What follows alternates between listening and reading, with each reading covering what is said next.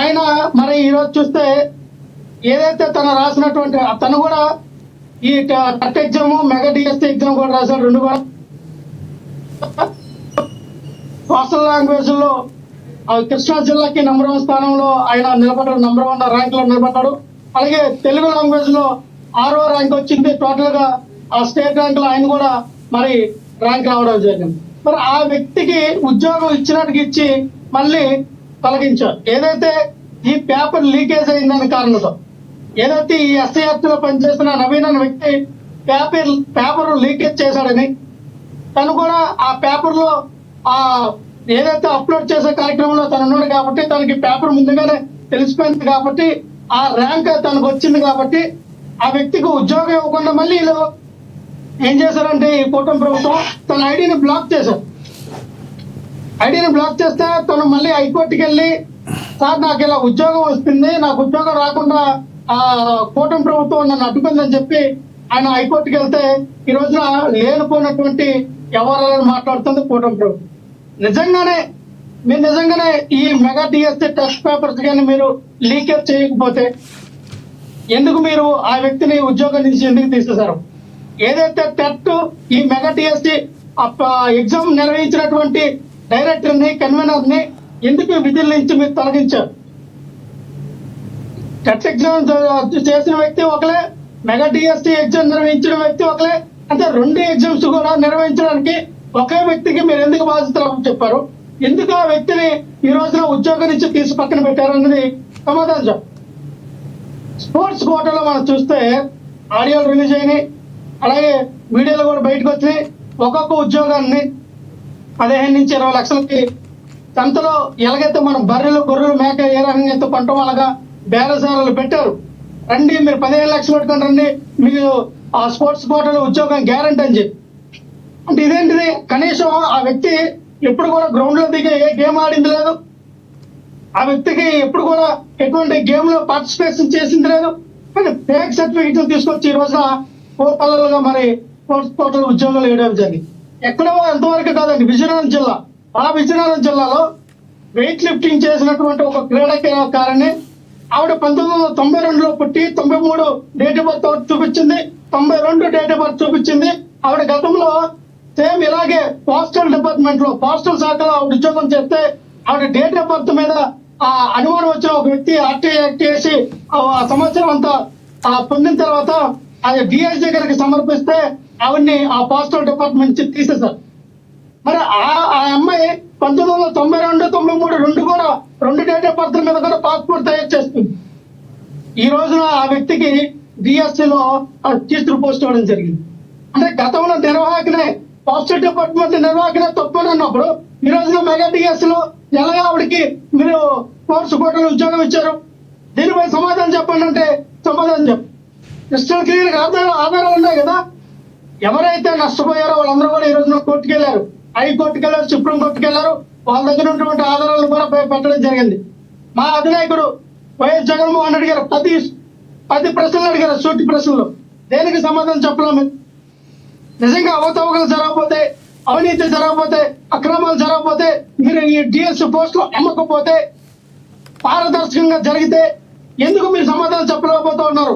ఎందుకు నారా లోకేష్ ఈ రోజున వేరే రాష్ట్రాలు వేరే దేశాలు వెళ్ళిపోవడానికి ఎందుకు ఆయన ప్రయాణం అవుతూ ఉన్నాడు? ఎందుకు ఈ రోజున నిరుద్యోగులు 3,60,000 మంది రాస్తున్నటువంటి ఈ మెగా డిఎస్ లో ఇంత మెగా దగా జరిగిందని ప్రతి ఒక్క నిరుద్యోగులు ఈ రోజున రోడ్ల మీదకి వచ్చి వాళ్ళ ధర్నా కార్యక్రమాలు పాల్గొనడం జరుగుతూ ఉంది. అంటే కూటమి ప్రభుత్వం నిర్వహించినటువంటి మెగా డిఎస్ లో ఇటువంటి అవకతవకలు జరిగాయి. లక్ష్మణరావు గారు అక్కడ సంబంధించి లక్ష్మణరావు గారు నవీన్ అనర్హత విషయానికి సంబంధించిన నిబంధనల ప్రకారం ముందస్తు అనుమతి లేకుండా పరీక్ష రాశాడని, సర్టిఫికేట్ వెరిఫికేషన్ గైర్హాజరు కావడంతో రూల్ ప్రకారం అతడి అభ్యర్థిత్వం రద్దు చేసినట్లుగా విద్యాశాఖ చెప్తుంది. సార్ ఆయన ఏదైతే ఈ సర్టిఫికేట్ వెరిఫికేషన్ రాలేదని మీ ఉద్యోగం ఇవ్వలేదని అన్నారు. సర్టిఫికేట్ వెరిఫికేషన్ రాలేదని ఉద్యోగం ఇవ్వలేదని వ్యక్తులు ఆయన ఫోన్కి ఎందుకు మెసేజ్ పెట్టారు? కాల్ లెటర్ ఎందుకు పంపించారు? అది చూస్తే ఆయన ఐడి బ్లాక్ చేశారు. అసలు ఐడి ఎందుకు బ్లాక్ చేశారు? ఏదైతే తన క్వాలిఫై అయినటువంటి ఆ డిఎస్ లో ఆయన ఆ ఐడి ఆయన ఓపెన్ చేసి చూస్తే ఆయనది బ్లాక్ అయ్యి ఉంది ఐడి. ఎందుకు బ్లాక్ చేశారు మీరు? నంబర్ 1 ర్యాంక్ ఎందుకు తొలగించారు? ఈరోజు చూడండి, మెరిట్ లిస్ట్ కూడా రిలీజ్ చేయాల. అసలు డిఎస్సి అంటే ఏంటంటే డిస్ట్రిక్ట్ సెలక్షన్ కమిటీ.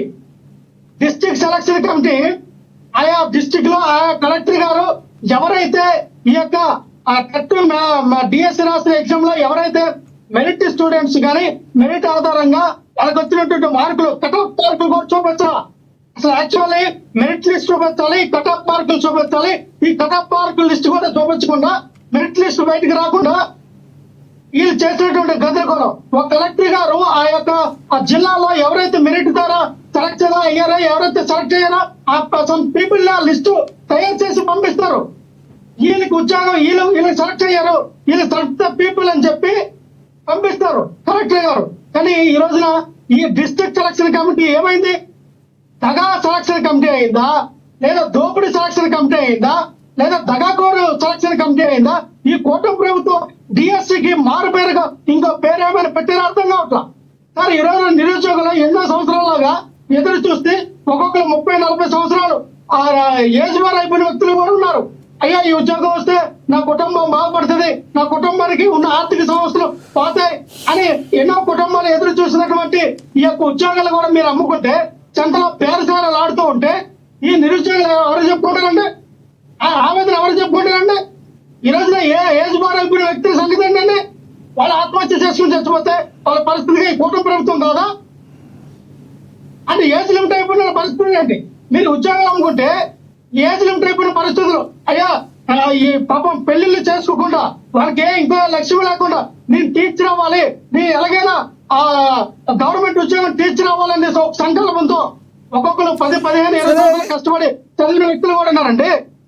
లక్ష్మణరావు గారు, వ్యక్తులు కూడా ఈ రోజున గతంలో మీరు లక్ష్మణరావు గారు ఇంత ఆక్రందన ఆవేశన ఉంది, గతంలో 5 ఏళ్లలో మీరు ఎందుకు చేయలేకపోయారు అంటే ఎలక్షన్స్ ముందు వరకు కూడా ఎందుకు చేయలేకపోయారని అడిగే వాళ్ళకి మీరు ఏం సమాధానం చెప్తారు? మంచి ప్రశ్న అడిగారు. కరోనా గురించి చెప్తారు. మా హయంలో 1992లో ఇచ్చిన నోటిఫికేషన్ కూడా మేము ఉద్యోగులు ఇచ్చాం. 2004లో ఇచ్చిన నోటిఫికేషన్ మేము ఉద్యోగులు ఇచ్చాం. 2014లో నోటిఫికేషన్ ఇచ్చిన దాంట్లో కూడా మేము ఉద్యోగాలు ఇచ్చాం. 22,000 ఉద్యోగాలు మేము ఇచ్చాం. కాబట్టి మీకు లిస్ట్ తీయండి. ఆయన నోటిఫికేషన్ ఇచ్చిన అంతే ఉద్యోగాల వల్ల. కానీ ఆ ఉద్యోగులు రిక్రూట్మెంట్ చేసింది మేము. 22,500 ఉద్యోగాలు వైఎస్ఆర్ కాంగ్రెస్ పార్టీ రిక్రూట్మెంట్ చేసింది. మళ్ళీ మరొక 25,000 ఉద్యోగాలతో మీ నోటిఫికేషన్ ఇవ్వాలని మీరు చూస్తే ఆ నోటిఫికేషన్ ఆపేసిన పరిస్థితులు అంటే ఇదే రాజకీయం. నిరుద్యోగుల్ని మీకు ఉద్యోగాలు రాకపోతే నెలకి 3,000 రూపాయలు నిరుద్యోగ వృత్తిస్తామని చెప్పి ఒక పక్కన నిరుద్యోగులు మోసం చేశారు, ఒక పక్కన వాళ్ళకి వచ్చిన ఉద్యోగాలు అమ్ముకున్నారు. కూటమి ప్రభుత్వం తన యొక్క ఏదైతే ఎడ్యుకేషన్ మినిస్టర్ గా ఉన్నారో ఆయన బాధ్యత తీసుకొని ఆయన తక్షణమే ఆయన యొక్క మినిస్టర్ గా రాజీనామా చేయాలా. ఇది టోటల్ గా నారా లోకేష్ గారు ఫెయిల్యూర్. నారా లోకేష్ ఫెయిల్యూర్ కనబడుతుంది. ఒక విద్యాశాఖ మంత్రిగా నువ్వు పనిచేయకపోతే రేపొద్దున ఈ రాష్ట్ర సీఎం గా నువ్వు ఎలా పనిచేస్తావు, ఎలాగ పరిపాలన చేయగలవు? ఒక శాఖను నువ్వు నిర్వర్తించలేకపోతే, ఒక శాఖను నువ్వు బాధ్యతగా తీసుకెళ్ళకపోతే, ఒక రాష్ట్ర సీఎం గా అయితే రేపొద్దున అన్ని శాఖల్ని నువ్వు ఎలాగ నిర్వర్తించగలవు, ఎలాగ ఈ రాష్ట్రంలో పరిపాలించగలవు? అంటే నారా లోకేష్ టోటల్ గా ఫెయిల్యూర్ అయ్యాడు.